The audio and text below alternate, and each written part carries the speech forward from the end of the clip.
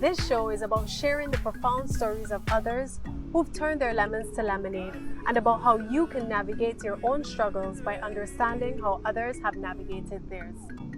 As I continue to search for my own truth, I will share the incredible stories of the people that cross my path, with the hope that you find inspiration, courage, and peace along your own journey to make the best lemonade your life has to offer. This is Life and Lemonade. Just by way of introduction for our viewers, Drima Starlight was born Amir Ahmad Nasr. And I said that in a very English accent, so forgive me for that. No worries. And you have a very glowing resume, which I have written here. I've had to write it down because it's very long, it's very extensive, over a number of years across many different disciplines. So you are the founder of Assertive & Company, which is a creative coaching firm. That's what you do now. But you're also an author, an artist, a humanist, an activist, a psychologist, a coach, a journalist, a technologist. Is there anything I'm forgetting? No, you repeated a few there, but yeah, I've worn a lot of different hats. Yeah. So you were born in Sudan and you grew up between Malaysia and Qatar, and now you reside in Toronto. And you have worked with hundreds of people, of professionals, entrepreneurs, people of great report, you know, like people of great stature, leaders, CEOs, founders. Your bio says Forbes 500 execs, best-selling authors, speakers. You've been featured on dozens of media outlets and, you know, the New York Times. And I'm giving this just to build up for the people that don't know you, who would be seeing this. And of course, they can read about you. But just to give them an idea of your stature in media. You've been featured on the Washington Post, Al Jazeera. You're known for your, what I would call, you became notoriously known at least for your first memoir, which is My Islam. And so, you know, there's a lot of history to who you are. But how I came in contact with you and how I first came to know of you is via reading the book, The Buddha and the Badass, which is written by Vishen Lakiani. And he's the founder of Mind Valley. And I was reading the book to my community over at Life and Lemonade TV. Every Wednesday we have a reading corner. And so we started with Finding Your Soul Print, which is, I think it's chapter 2 of the book. And chapter 1 of the book at the very beginning. And it mentioned the origin story exercise. And it talks about finding your foundational values. And that is where I wanted to start with you. Why is that so important? Or why has that become so important for you? And at which point in your life did this exercise or this thought pattern or concept come into mind for you? The origin story exercise was really something that began to take shape deliberately and intentionally around 2011. Okay. So prior to that, as you've alluded to earlier, I had grown up in different cities, different countries, different cultures. And there would be all these different circumstances where in one cultural context, in one setting, something that was considered okay, even moral, would be considered a big no-no and immoral in other contexts. And that was always very confusing for the mind of a child. Mm-hmm. How do you differentiate between right and wrong? Mm-hmm. Good values, bad values? Like, what does that even mean? Who gets to decide? Who gets to judge? Is it religiously prescribed based on a holy text? Is it about conduct and ethics? Where do all of these things come from? Mm-hmm. So that was really a big inquiry that I had as a kid, because not only was the confusion bad, you know, there were some repercussions and punishments for certain misdeeds and behaviors, right? Which weren't really clearly explained. And the mind of a child is also very impressionable. Right, so indeed. As that unfolds and as I begin to believe in the importance of what I refer to as self-directed learning, I engage with different coaches, different mentors, and this whole question of core values started to come up. And it was very troubling for me because I was very good at acquiring skill sets. Right. I was very good at acquiring those skill sets and applying them towards certain aims. But why and towards what end in the long term became a really nagging question. And so core values would come up in these different discussions with coaches and teachers and mentors. And some of them were really doing very important work in organizational settings. Right. Part of the reason I was drawn to them is because they were doing this work in organizational settings and they were really good at business. And growing up, one thing that I also heard very often is if you become an artist, you're going to be a starving artist. It's not a real career, get a real job. Yes. All of those different usual complaints, sometimes from a good place, well-intentioned, but quite negative in their effects. Right. So in hindsight, knowing my own origin story, I can see that I overcompensated Right. in the realm of wanting to prove myself, look, I can do business. I can do all these things. I can acquire different skills and earn a good, really good living. And all of that was a way to overcompensate, to basically say, if I become an artist, don't worry, I'm going to be like a really business savvy artist. Right. Right. I promise I won't be starving. I promise I won't be starving. Right. And it's nice and it's fun to talk about it now and to laugh about it, but growing up in it and grappling with it, especially in a traditionalist environment at times, or in contexts and situations where freedom of expression, let alone artistic expression, they weren't really prized, they weren't really encouraged. Right. I found myself seeking mentors and teachers to learn as much as possible, to acquire skills, to overcompensate. Right. And this question of core values was troubling, because based on what these teachers and mentors were recommending, what I found quite troubling is, what if you say, okay, here's a list of my core values, and somehow I just take it for what it is and I take it at face value and I don't really dig deeper. How do we know that these really are the core values? How do we know with some degree of accuracy? Right. So I delved deep into the study of that. And that led to some very interesting discoveries and insights. And it's been a whole journey since then. Right. No, and it must have been a journey, because I always say these things don't come out of thin air for people. Like these concepts that, that motivational speakers preach or that coaches preach, they don't just come from an intellectual place. They come from a very visceral, cellular place in someone's life, right? And as with everything in life, they always take you back to your childhood. Whenever you do therapy, and essentially the origin story exercise, it has the word origin in it. So you have to go back to your very beginning thoughts. And I wonder, for someone like you who has this very questioning mind, was there an act within your life that caused you to start to now look for explanation or look deeper or become so questioning, to become so seeking and searching for knowledge? I think it's a bit of both, as the old debate goes, nurture and nature. Nature, yeah. In some ways, I think everybody has curiosity. I think all kids are born with a lot of curiosity that sometimes tend to be sort of stifled, right? With conditioning and so on. But in my case, there's an additional factor, I believe, looking back in time, and is that I had two very interesting parents. My father, somewhat of a retired professor, still does work even now. And my mom, as I like to refer to her, she was sort of a neighborhood therapist. Right. She really wanted to go to college and finish university, but she didn't get to do that. She took on a lot of responsibilities earlier on. And she taught herself by reading magazines and certain sections of the newspaper. And the magazines she was subscribed to, a lot of them were inclined towards readers like her.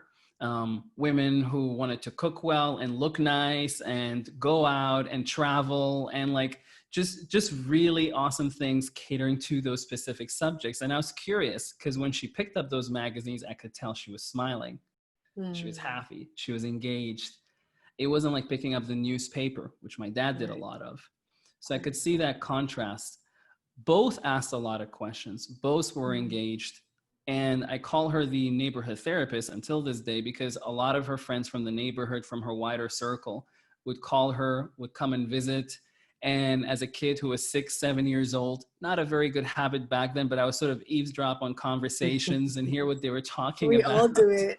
We all do it. And I think she just had a really good ability to listen and to discern and to be very conversational. My dad was less talkative, but being an academic, he was always looking at books. And once again, for the mind of a child, was wondering, why are these things he's staring at all day more important than me? What's in them?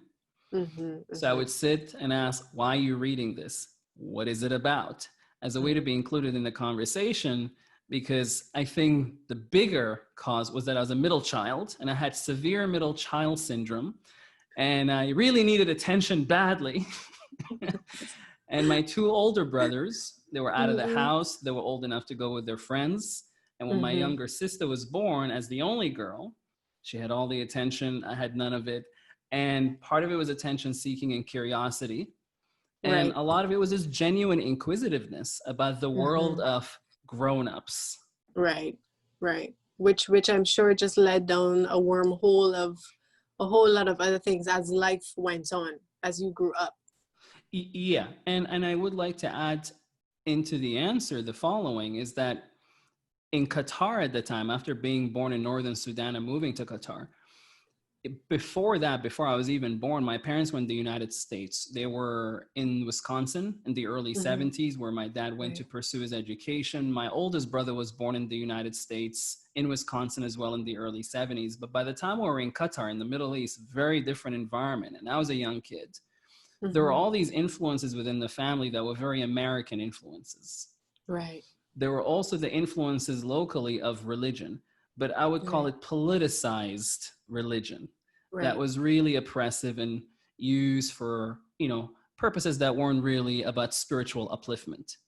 Right. And then there was the sci-fi cartoons, Japanese anime, sci-fi cartoons dubbed in Arabic.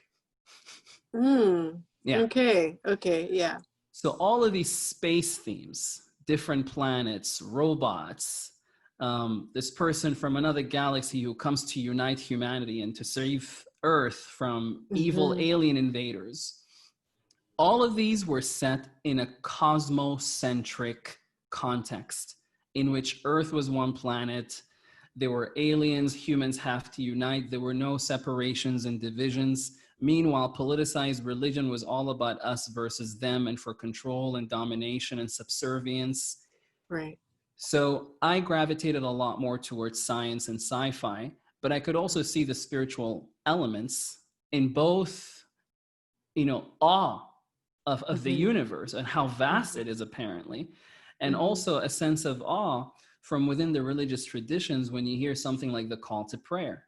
It could be really beautiful and melodic and haunting, and yet at the same time where there were all these terrible things that were also done in the name of religion. So once again, confusion upon confusion, hence the inquisitiveness, hence the search for what it means to have really clear and true core values. Right. So then now that we're there, and that answer in itself has unlocked a lot of where I want to take the conversation. But I want to start with, having understood that about yourself, what then became your foundational values? Applying your exercise to yourself, your origin story exercise, from that exact scenario, what do you think became your core foundational values? It occurred to me that people can just list down their core values, but if they can't really attribute where they came from, then is it really a core value? How did it come to be? So being a comic book geek, total comic book fan, origin stories are illustrated in a very powerful way through the medium of comic books. So we know that before Spider-Man became Spider-Man, he was Peter Parker, a high school kid. He was orphaned and he was bitten by a radioactive spider. That was the inciting incident. When we look at Batman, before Batman became Batman, he was Bruce Wayne. And his parents were gunned down by a criminal from Gotham City because of the corruption. And he saw Bruce Wayne, little Bruce, saw his parents get gunned down in front of him, and that became his trauma as he was being taken care of later on by the butler, Alfred. And we get Batman. But throughout that journey, you know, the origin story is the crucible. It contains the inciting incident. It doesn't have to be traumatic. You know, comic books are dramatized to pull you in as the reader, but it doesn't have to be traumatic. There can be some ups and downs, or there can be a perfectly happy childhood with certain incidences that become the origin story. But when you look at it from that perspective, especially comic books, they do such a wonderful job. It becomes clear that really what we undergo and experience as kids, even later on, has a deep influence in terms of who we become. So for me, because of the environment that I was in, the confusion that I was dealing with, I knew, and I wrote it down, I was very clear on it, my top one core value was always truth. But then to discern truth and to question and to raise certain inquiries, especially in public, you know, can be quite risky. So then you also need courage, a lot of courage. And it's like, okay, well, what's the point of all of this? And so then I discerned, and I start clustering different things and looking at stuff with the values. I'm like, oh, okay, transformational change. You know, so I'll put change, truth, courage, change. But, you know, as we had spoken about earlier, I had also a lot of anger and maybe even outright rage at certain things that were going on in the world that I did not understand. And I understood that these values have a shadow side. And I wanted something that would be more distilled, more refined over time, and that would also signify and indicate my own journey. Today, those three core values, truth, courage, change, have become more refined to be transcendence, musicality, conviction. With that said, with those core values being identified and across all of the titles that you have, what is the common thread outside of your foundational values? What is your common aim? What is your common goal? Because you're many things. You're you know, a lot of what you do is housed in creativity, but equally a lot of what you do is housed in a very analytical thinking mind. So what is your common aim or thread through all of these things? That's a wonderful question, a wonderful observation. I would say my analytical mind is always in service of my creative mind, in a sense, if I were to explain it that way. Even in being analytical, there's a creativity there, but it's meant to serve more creativity and more creativity. I really see the being of a human through three different phases, kind of almost like a recycling logo. You know, it's like a positive feedback loop. And so I see it as first and foremost human rights. We must affirm human rights because that then helps us to liberate human potential. And through liberating human potential, we can express human creativity. That is why in the world of personal development and the human potential movement, when there is too much focus on human potential, human creativity, and it's like, you're speaking in a context where you already have human rights, because it can then be very unhelpful to speak from that context and not be aware of the underlying foundations that make it possible. And others are like, well, I love these ideas from the human potential movement and from personal development, but within my context, I can barely do X, Y, Z. I haven't even gotten to that point yet. So it's important to keep that human rights, human potential, human creativity. And where I started, I realized now in hindsight, a lot of it had to do with grappling with the whole notion of human rights. Why is there injustice? Why is there suffering? Why is there so much inequality?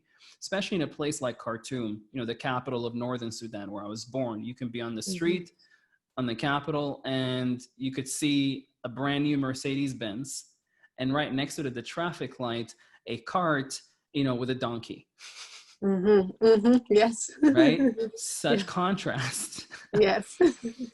and people somehow would treat it as okay. And, you know, that wasn't okay, obviously, and continues not to be okay. So then that brings us to human potential. And that's why I really got involved in a lot of like coaching and seminars and workshops and some brilliant, brilliant people in that world. Now I see it was all along leading to human creativity. As a kid, I loved anything to do with expression, whether it was the evening news, the newspaper, magazines, singing, music, book writing, public speaking. For some reason, maybe again, middle child syndrome to some extent. You want to be heard. Your voice needs to be heard. It has this longing. Yes, absolutely. Yeah. You know, and again, I laugh about it, but when I recall, I can admit for sure it was definitely a factor.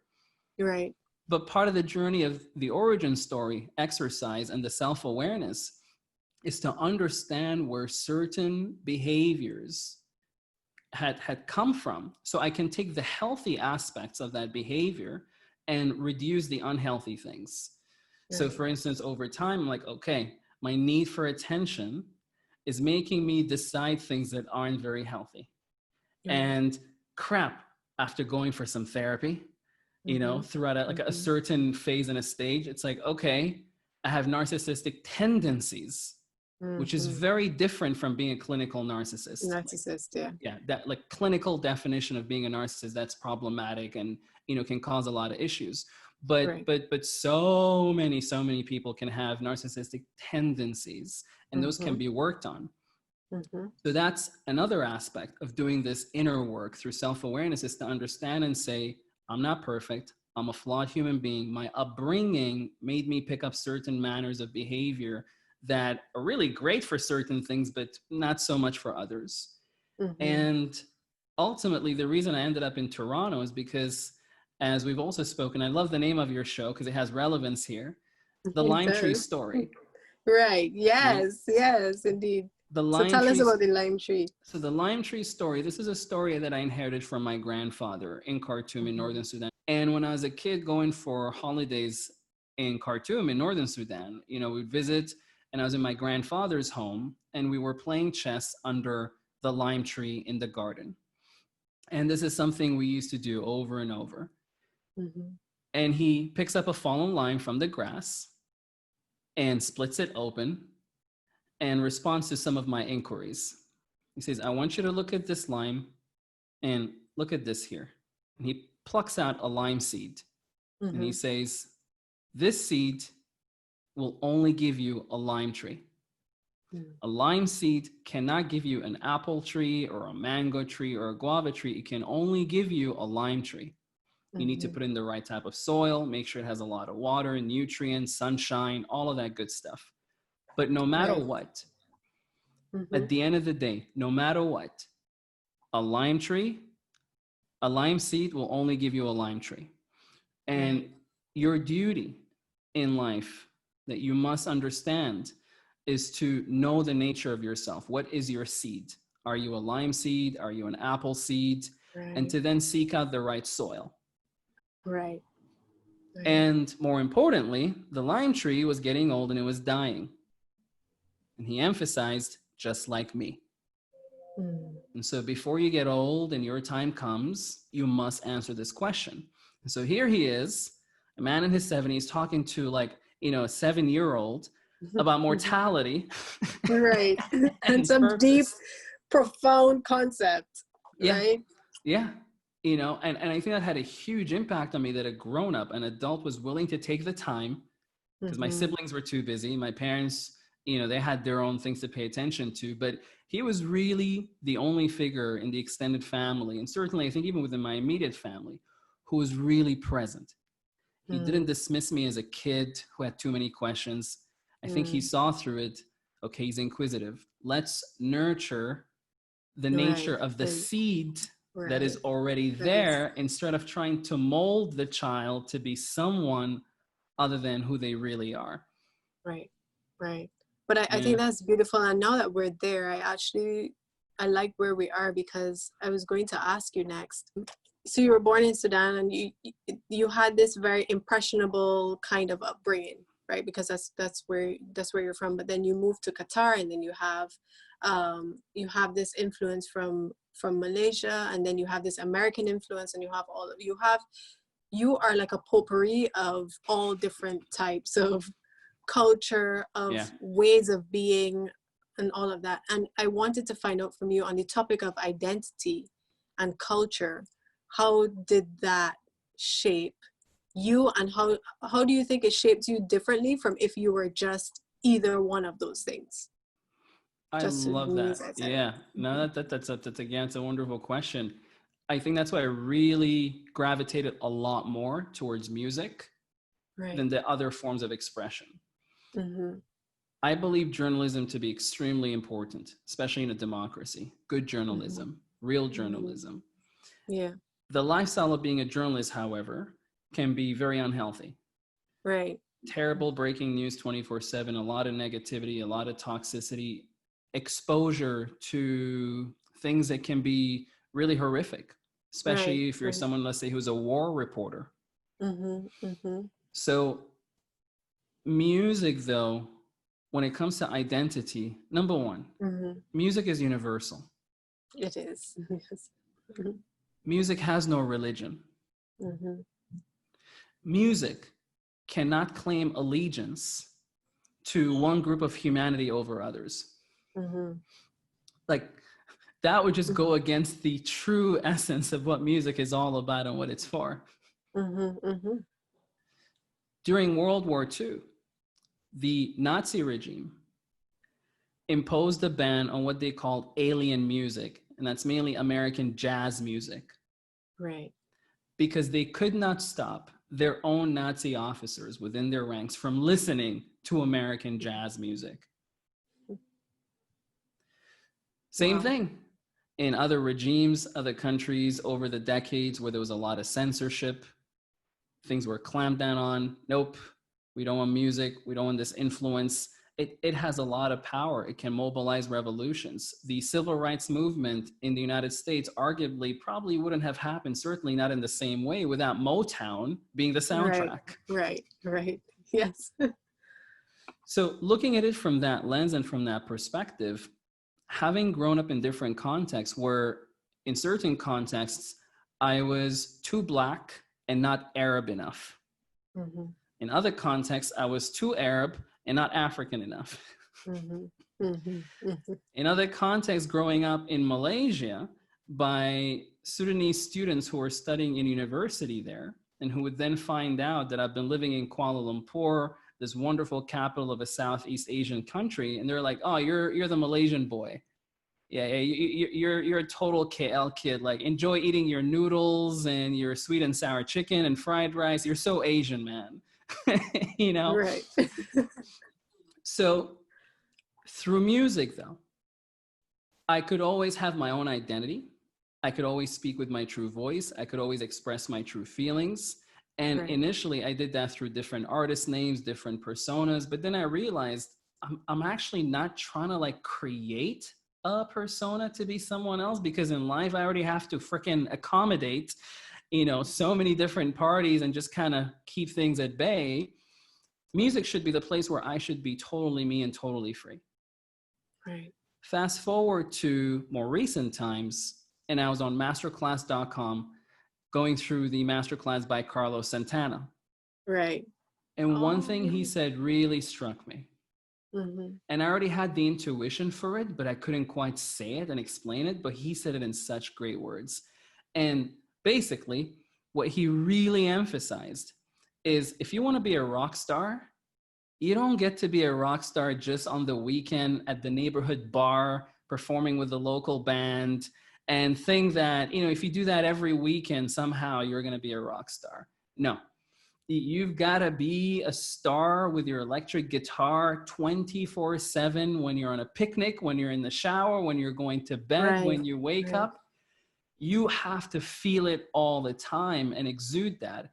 And that's when it really starts to have a life of its own. Right. So it affirmed my intuitions that I'm going to take on what used to be my artist name as my actual name.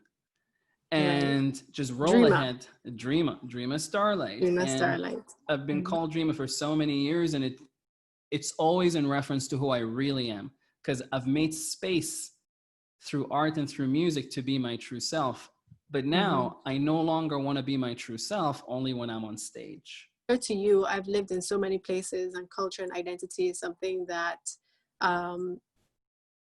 it's something that has always been a part of my life, because I'm living in so many different places of my life, because either I'm immersing into a new one, or getting accustomed to one, Right. or adapting to cultures, but also still being myself.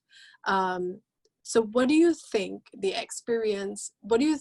is the beauty of exposure to different cultures?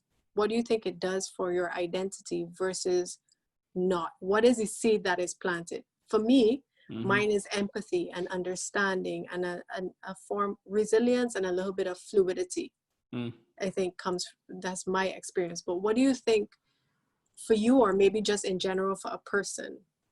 What do you think is Howard? Everything you said, 100%, and the ability to see people's humanity first and foremost. Yes. And this is more of my analytical mind giving the answer, but I would say definitely the ability to so clearly experience and see that culture and how we fit into it. If we're not aware of it, we're like a fish in water. Right. But when you experience different cultures in a short period of time, quite rapidly, you begin to become like a fish outside of water. You notice the water, and you see different kinds of water, and how that enables the fish to be a certain way. I think that's amazing for creativity. I think that's amazing for reconciliation and building bridges, and being someone who can be multicultural and who can provide a window into different cultures and be a translator. I don't know where you are with this, but your kind of introduction to Canada came from having to go into exile. Yeah. Right. And that came from you writing this blog. I don't know if your book was at that time, but after the blog. Was after the blog. But you writing this blog and being outspoken and liberal in your speech about your experience with Islam, right?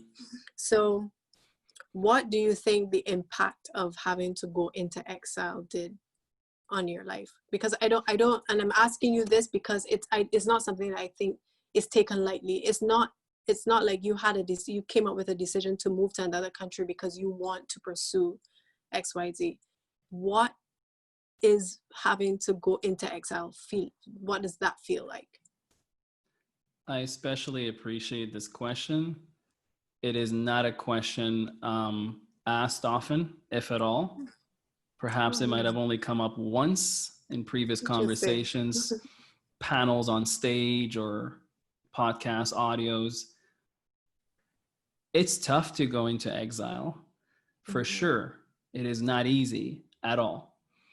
Because when you go into exile, it's not even a process of just getting on a plane and saying, oh, I'm going to go for a vacation and start a new life elsewhere, in a chilled manner.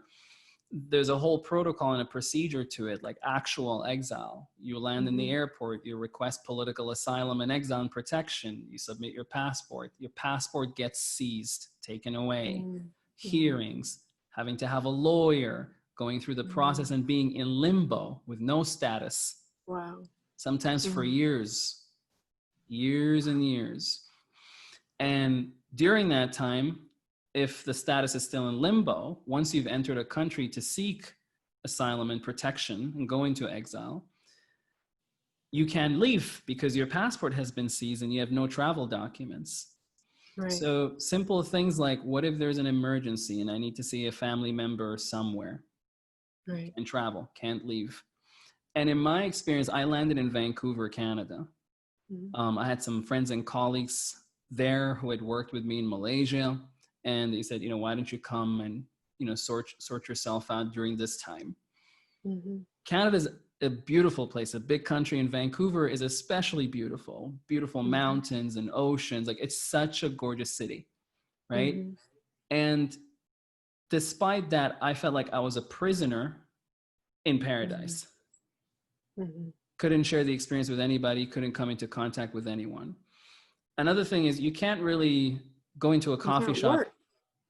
Yeah, until your status at least is resolved, you know, in the earlier stages. Sometimes you can get a work permit, but once you go into exile, you can go back to your country of origin or the country that you're seeking protection from. And at the time, the Sudanese government was a dictatorship, was a military dictatorship.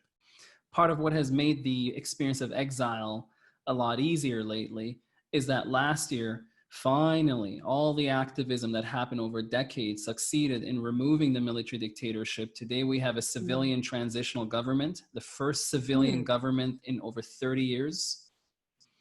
And a lot of people have lost their lives, unfortunately. People ended up in jail. Some people had to be exiled for much longer than I've been exiled. Right. And to see that it worked out has been such a powerful vindication. Exile is not an experience that's usually understood very well. And the thing with exile too is, for an activist who's been really immersed in a cause, over time, I hear this from a lot of fellow like veteran activists who've been in it for a very long time and have taken severe risks. Over time, it's like the cause becomes almost your identity. Mm-hmm. And you can't shake the cause off of you. Mm-hmm. It becomes so consuming. Mm-hmm. And what's always at the back of my mind, and it's a very similar experience with many others I've spoken with, is wow, here I am. I woke up in this comfortable bed with this beautiful view. Meanwhile, my colleagues are still in jail 5 years later, 6 years later. Mm. Some people have received life in prison for peacefully protesting, for advocating human rights. So even though I'm in the city of Toronto, right, and I'm not committed to pursue a big music career, right, I still have all these things at the back of my mind that really remind me every day about the opportunity that I've got and the kind of soil that I'm now in for the nature of the seed that I've always carried within me to really thrive. And there's a dark side to the motivation, which is some have been executed, some have been assassinated, some are still in jail. I've got all this. And even though I may present how I look and how I sound, I may present very North American, Canadian, and in conversations, a lot of people may lose sight of my backstory. It's always there. It's very much there. Yeah, it's very much still a part of who you are. So, do you think that you have guilt around that? I had quite a tremendous amount of survivor's guilt in the earlier 2 to 3 years. And I'm glad you asked that too, because that's something that even someone who's not gone through exile, like forget exile, just immigrating, like a normal experience of immigration. And it's not even easy. Like we call it normal, but even normal immigration has challenges. No, there's so many. Yes. Yeah, you lose your social network, your support system, new friends, and how do you create a feeling of family again? And who do you trust? And who are you in the process? How do you maintain a sense of identity based on your heritage and your lineage and all the wonderful things that were taught to you, and yet still forge your own identity as someone who's American and Canadian? Right. Entirely understood. And then you meet people and they know you as of today going forward. Yes. But they don't know anything about you going backwards. Yes. Which is also an odd experience. And even if you were to share some of the things going backwards, is it all understandable? Is it all relatable? Right. And in my case, that's why there is even more need for finishing my novel and the music, because to speak about what I've went through journalism, it will be talking about it in the same old context where after arriving in North America, there was a process of being tokenized, right? And that's something else too. It's like, well, I feel I belong. I'm home. So I'm no longer the outsider. And even though getting exiled is part of my origin story, it's no longer my identity, but it informs what I'm up to in a big way, especially artistically and musically. And in terms of all the stuff to do with core values and business, the business savvy can now be used to establish a record label. The core values discernment and refinement what I really understand now is that all along, that has been a process for artist development. You know, good record labels, especially in the old days, they don't do it so much now, but in the old days, you had to go through artist development to be refined. Who really are you as an artist? What's your distinct voice? What's your unique take? What are your aesthetics? And then who would be the ideal audience? And if that was done in the wrong way, in a bad way, then it could just be a cool image and a cool persona. But if it's not aligned with the heart's calling and with the true values, then it could create a situation which I call the golden handcuffs syndrome. Or the values that came out of that experience, what would you say it is now? My main message, there are different through lines that are part of the same through line. One is, what's your seed? Right. A lime seed only gives you a lime tree. Right. Do you have the right supportive soil, the right supportive environment?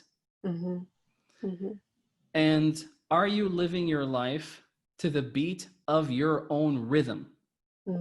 Your own rhythm, your own musicality, based on your own convictions. That being said, I mean, you've come up with a lot of these concepts, you know, as you just expressed, having gone through, I would say these are the productive or positive outcomes of your entire process. But on the side of healing, the deep healing side, and you spoke of this, you touched on it a little earlier, but having gone all the way through this, you're living in Canada now, you started in Vancouver, but you're now in Toronto. Today, 2020, what do you find the crux of your deep healing? What is it around for you personally? I will start with a slightly academic answer and then speak from the heart. Okay, thank you. We like the heart. The academic answer is, I wish the phrase nervous system hygiene was introduced to me earlier. We are now thankfully in a day and age where mental health is a subject that's okay to talk about. It is no longer this really terrible stigma, especially I would say in the context of North America, but I would say elsewhere too. It's really shifting globally. Yes, indeed. Mental health, though, still as a phrase, some people can have difficulty around it. They can hold back. Oh, mental health. No, I don't have mental health issues. I'm great. I'm awesome. I'm fantastic. No. But if we use the phrase nervous system hygiene, it changes things. We have dental hygiene. We brush our teeth in the morning, you know, like there are things to do to practice dental hygiene that are necessary. It's just common.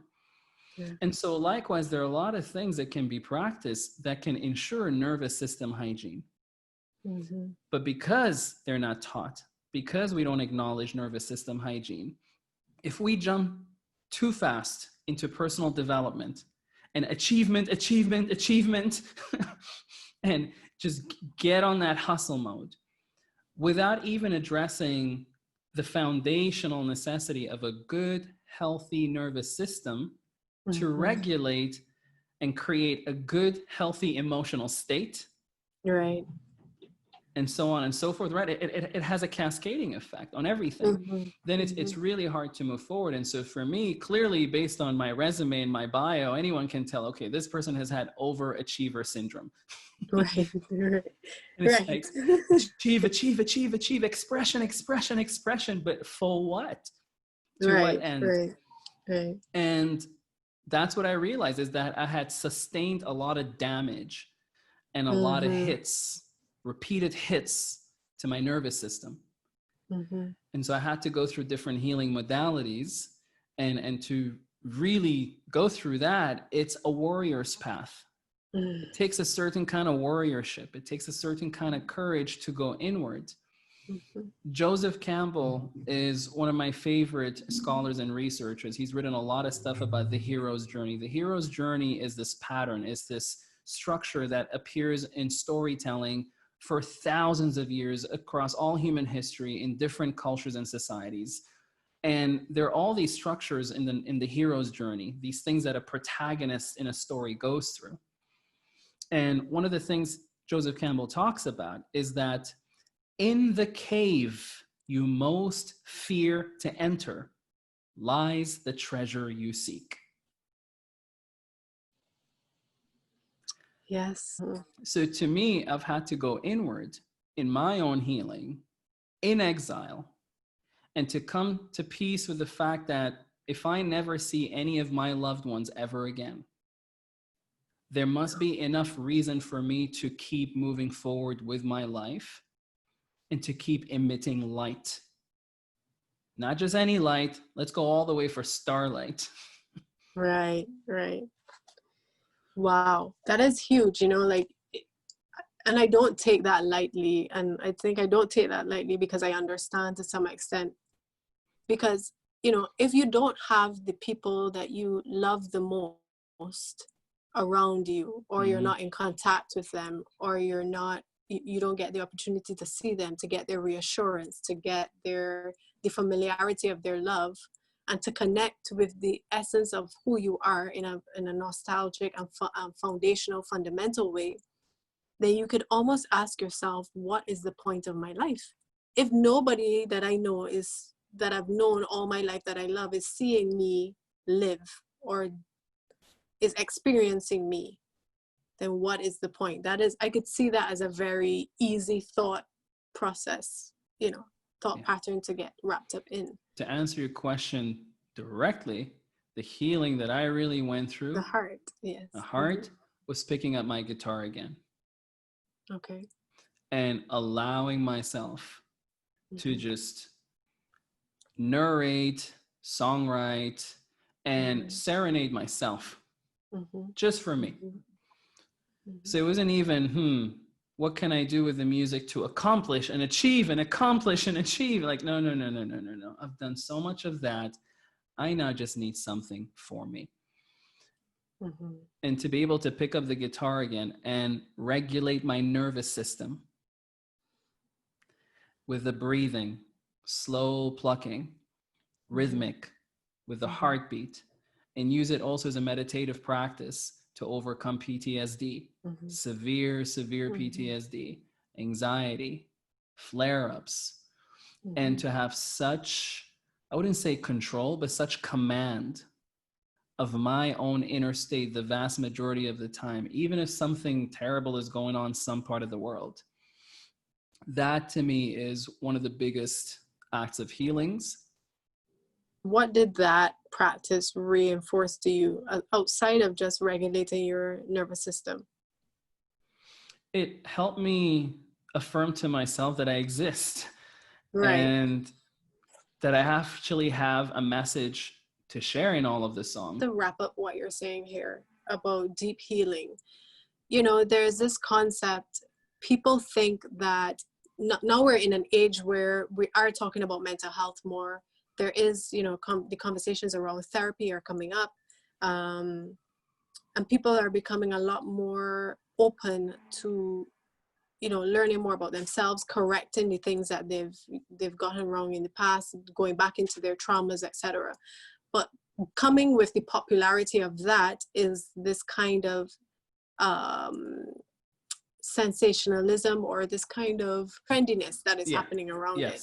And I find that it minimizes the reality of what you go through. So people think that, you know, I'm going to heal, I'm going to get a therapist, I'm going to go to her for 3 months, or I'm going to meditate for 3 months, and then I'm fixed. Touch a little bit on that for the benefit of people, to understand like what the process of deep healing really is like. The notion that therapy is a one-time thing or a brief thing and that's it might be true in certain scenarios where there was a really big trauma, an emergency that required an intervention right then and there. Right. But ultimately, I think we need to step outside of that frame of reference and affirm the first criteria, really. And that's to be a lifelong learner. Right. Anyone who doesn't have the curiosity and the attitude of being a lifelong learner is at a disadvantage. Full stop, end of discussion.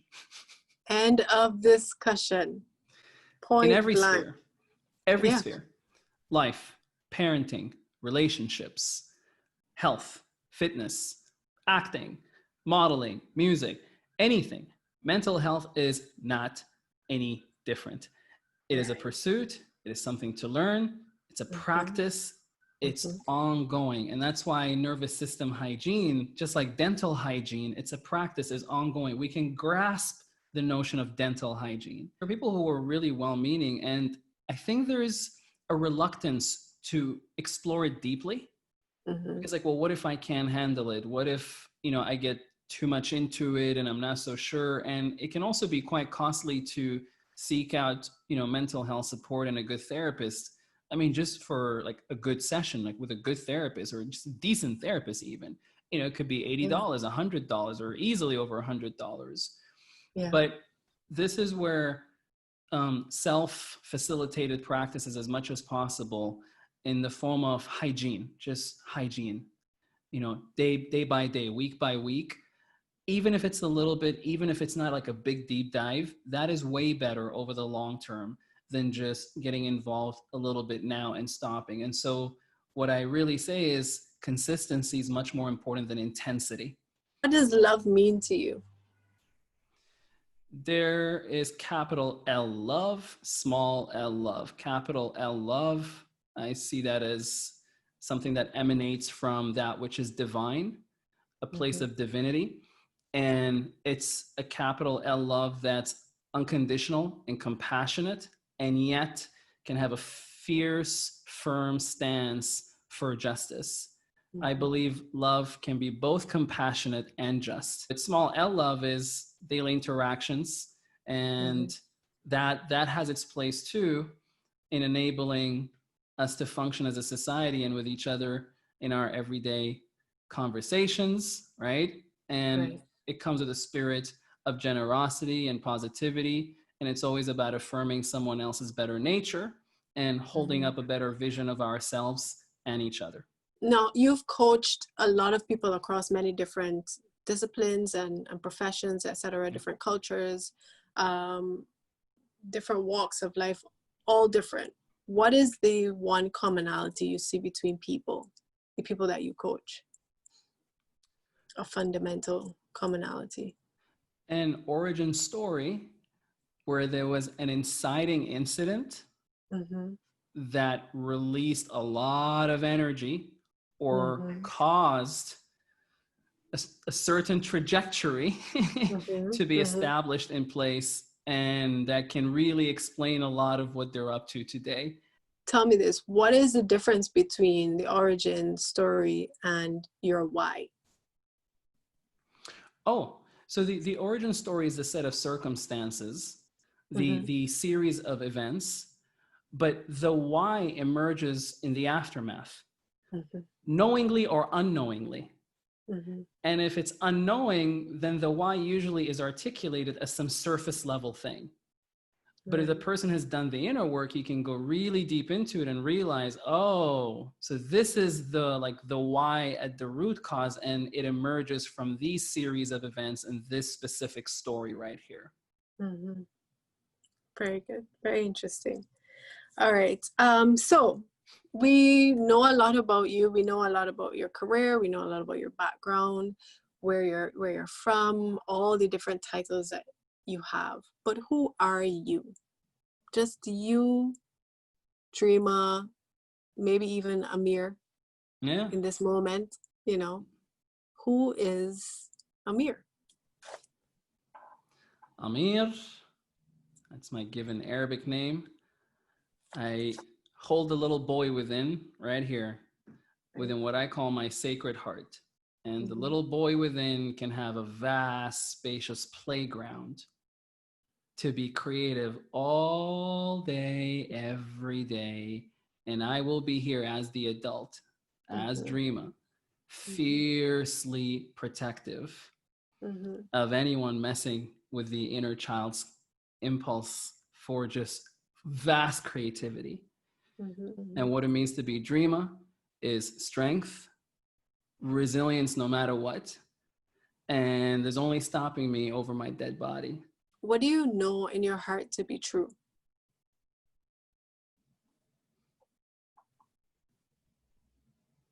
That every terrible thing that happened to me Mm-hmm. was not random, was not without reason. And that if I accept grace and I accept capital L love from within, more and more I'll see the wisdom of it, as I've been seeing over time. And that there's only better stuff in store. And whether it's big or small, it's subjective through the eyes of divine love. And it's meant to be whatever it's meant to be, so long as I keep my heart open and I don't shut it. The end. And just before we go, is there anything from your heart that you want to leave a message for anybody out there that's watching? Is there anything in particular you'd want to say? Your voice is important. Even if you seem like a normal person or a shy person or an introverted person, everyone's truth has the potential to be really intriguing and engaging when understood, spoken, and presented in the right way. And I believe that to be true for absolutely anyone and everyone, no matter how introverted or shy. Speaking from a spiritual perspective, someone's purpose in an earthly way, like in an earthly realm, like if we were seeing it in that realm, it can seem like, oh my God, they didn't really live their purpose, they didn't accomplish something significant. But right. the soulfulness of that individual can leave such a huge impact that from the outside, from an earthly perspective, it might feel like, oh, well, what did they really do? Oh, you know, they kind of passed away before their time. You don't really know or have insight into the person's experience. These are all just generalizations. I think something can seem seemingly insignificant, seemingly in an earthly realm, but in the spiritual realm, that person could have made a massive impact. And even if it's not celebrated on magazine covers, it counts, and it can sometimes count in a major way. These are the unsung heroes and heroines of our world, and that matters too. Yeah, no, 100%. Just like your own story, your Lime Seed story. Somewhere off in the corner of the world in Khartoum, your grandfather gave you a story. Yeah. At 7 years old. You know, and in his mind, he might have thought, you know, this was just one single conversation I had with this boy on this day about a seed, you know, and it's now chartered like your path in many ways. So 100%, it doesn't have to be big. It doesn't have to be loud, but just living in soul and living in with that recognition within yourself and walking in love. I think you have the potential to impact just your immediate circle and change, you know, and create so much change in the world that you might not be aware of. So, well, thank you for that. That was absolutely beautiful. And thank you for your time. Thank you for sitting here and having this conversation with me. Thank you. It was absolutely beautiful. Yes. If you liked our episode, be sure to hit the subscribe button below, like, share, and comment.